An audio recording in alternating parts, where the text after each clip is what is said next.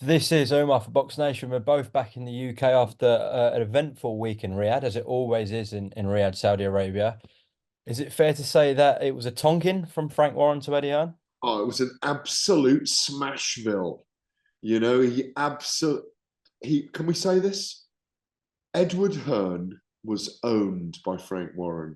But you know what? I know that might be a headline, but the Yeah. caveat is, my word, he took it very well. And his sporting fun with Frank on the plane and afterwards is going to go down as a thing of legend. But secretly, he'll be plotting to put his next five together already. It will really augment the way he prepares his stable now. There's no doubt about it. Because Eddie's a winner and he won't like the 10-0 drubbing. He will not like it at all.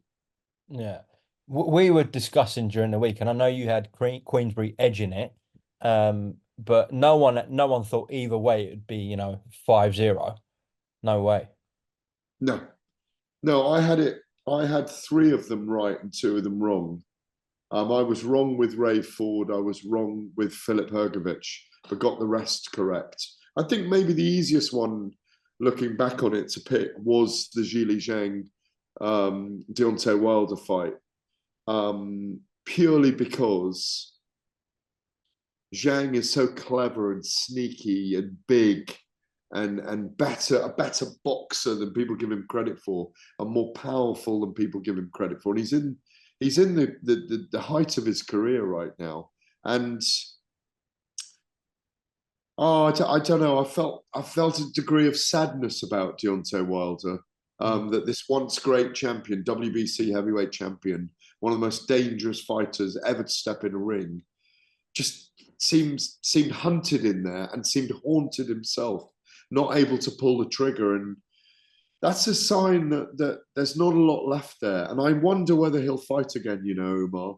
I'm not sure he will fight again. But he'll have to let the dust settle. He hasn't announced his retirement yet, but that might not be far off. And I don't think we're ever going to see Joshua and Wilder. Yeah. Okay. Well, someone who wasn't scared to let his hands go was Daniel Dubois.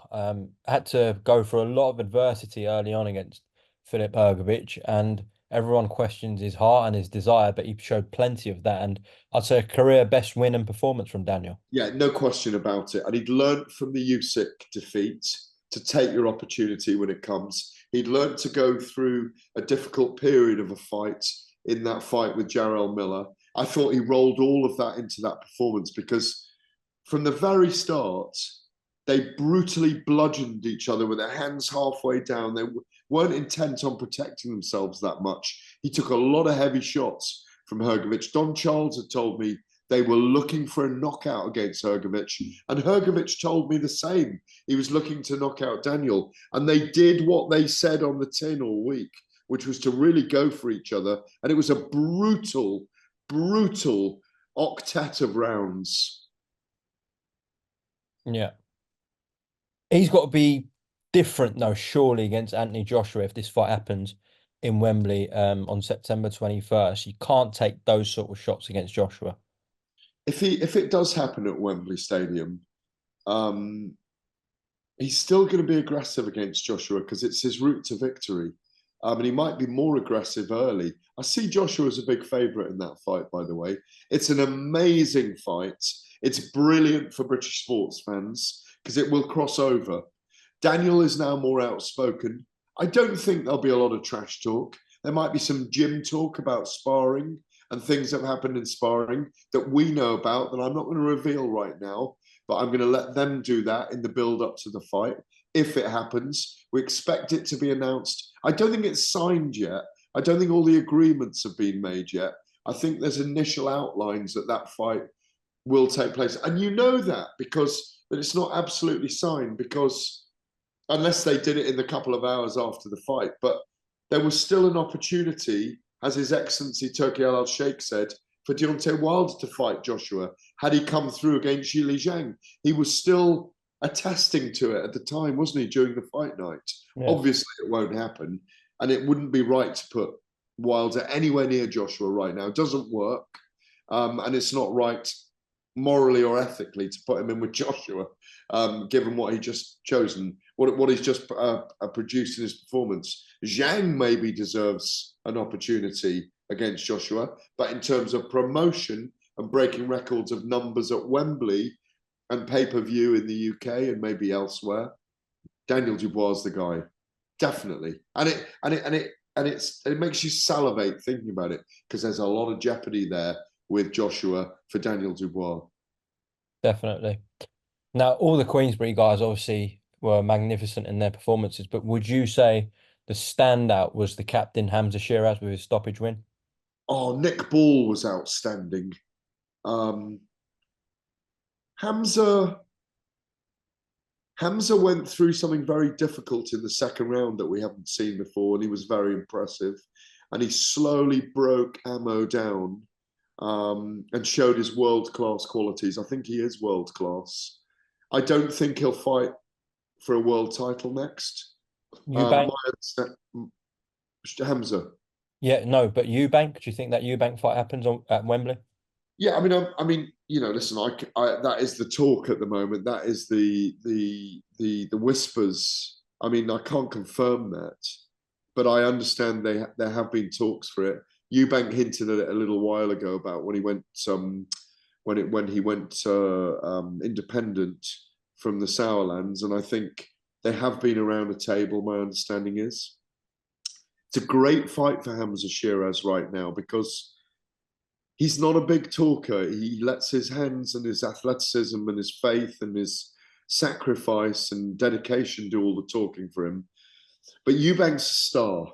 And I think to put him in with a star is really good to promote Hamza Shiraz up to the next level rather than him fight for a world title, win a world title.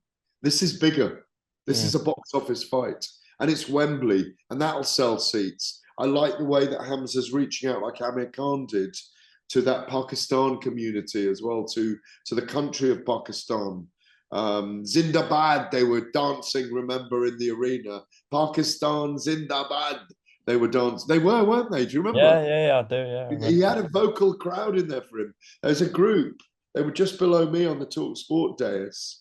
Pakistan Zindabad as they chanted the cricket, and everything else, I imagine. Pakistan forever, doesn't it mean? Yeah, oh, long live. Long live Pakistan. Yeah, exactly. So I like all that he's doing, and I really like the matchup with Chris Eubank if they can make it. Do you think he's a favourite against Chris Eubank Jr.? Is that a big statement? Yeah, I think he is. I pick him to win. I pick him to win. But if Eubank's at his very best, it's going to be an incredible fight. The best Eubank against the best Hamza Shiraz is going to deliver. I can see Hamza hurting Chris Eubank. I can see that. And Eubank biting down deep and coming back at him. I think it's going to be amazing. Amazing fight if they can make it. Certainly, if it was a chief support to Joshua. Does it not thrill you? Does it not thrill you, the thought of it? Especially after that performance. Definitely. There'll be a lot of clamour for that fight for sure. Nick Ball becoming world champion finally. That should have happened months ago, really, against Ray Vargas. This was, I thought, a much closer fight. How did you have it? Did you have Nick just up? I had Nick winning 115, 113. It was a very close fight. I thought Ray Ford looked brilliant in patches, but the hustle, all the hustle in the end came from Nick Ball. He fought through a torrid couple of rounds as well. He fought through being picked off at times. And I got to speak to him close up on the Talk Sport broadcast not long after he'd won the belts, but maybe about 20 minutes after. And he said, I could go another 15 rounds now. God, he's a little warrior. He's a big warrior, not a little warrior, actually. He fights like a 6'6" giant. And I think I'd love to see him embraced more by the public. I'd like to see him fill out some arenas in Liverpool. I'd like to see him on that Wembley card. I'd like to see him become undisputed. He should be WBC and WBA champion right now, Umar, in my view. How he didn't win against Ray Vargas, I'll never know. Weird judging, I'm afraid. I just think he's got so much tenacity. And you have to, again, it goes back to Frank Warren backing Nick Ball, backing Willie Hutchinson, backing Daniel Dubois, backing his guys so strongly, Hamza Shearer. Look at the delight of his excellency when Hamza won. He was out off his seat, arms in the air, and it was like he was his promoter. He loves Hamza Shiraz, and I think there is every suspicion that Hamza Shiraz will become very popular in Saudi as well. You know, he could develop a following there.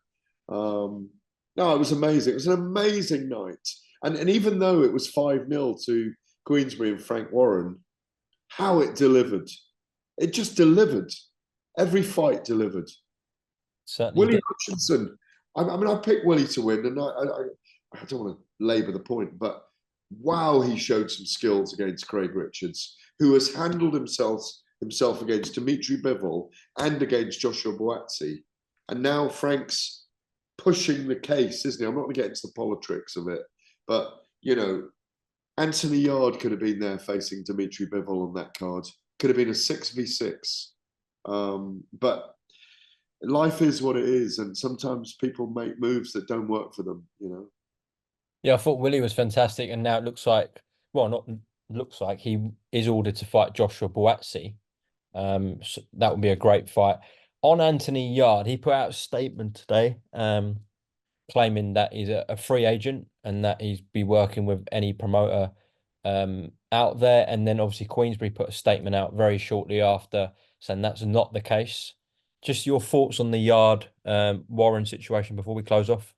It's close to no comment from me. That I've got to let them sort that out. I mean, it's a legal disagreement, isn't it? I mean, I haven't seen the paperwork. Um, It's not great to see though. no, no, no. I hate it. I really don't like seeing that because opportunities are being missed, you know? And at the end of the day, you've got to say that Frank has made opportunities for Anthony Yard. The Kovalev fight in Russia, the fight with Artur Beterbiev that we were celebrating last year as one of the fights of the year, if you recall. It was an amazing start to the year. It propelled Anthony Yard into greater stardom. Don't Um, forget the rematch clause he had for Lyndon Arthur. The first fight he lost had a and the rematch clause rematch and won clause it. for Lyndon Arthur that got him back in the frame. So, listen, I'm not sitting here defending Frank Warren, but from what I've heard, that's what they believe. He was still under contract. Um, but I was lamenting. I think Frank's even lamented that Anthony's not with him. You know, Mm. it's a shame. Okay, Gareth, appreciate your Is that time. it? Is that it? Really? What else do you want? Have you got any more questions for me tonight? I'm on fire. Well, I was going to bring up Carl Froch, but I thought, Go on. What's Carl Froch said now? have you not seen? No, I've been off today. I've been Um, paddling and cycling. on his channel, he said that I haven't watched it, but I've just seen the quotes from it. He thoroughly enjoyed the 5v5 and thought it was great, but again, criticised the atmosphere. Well, he wasn't there, was he? No, There's nothing wrong with the atmosphere. no, I agree. I thought it was good. It's a really huge stadium with 10,000 fans in. So go there first, then criticize the atmosphere if you want to criticize the atmosphere. I didn't find anyone in the arena criticizing it. I found them enthralled by the fights, you know? Um, Okay, we'll leave that one there. Listen, Carl Froch fought one of his fights. 25,000 people watched on the stream when he fought Jermaine Taylor. And it's a real shame that more of Carl's fights weren't in the UK. I mean, I think, was it 10 of his last 13 were abroad, something like that?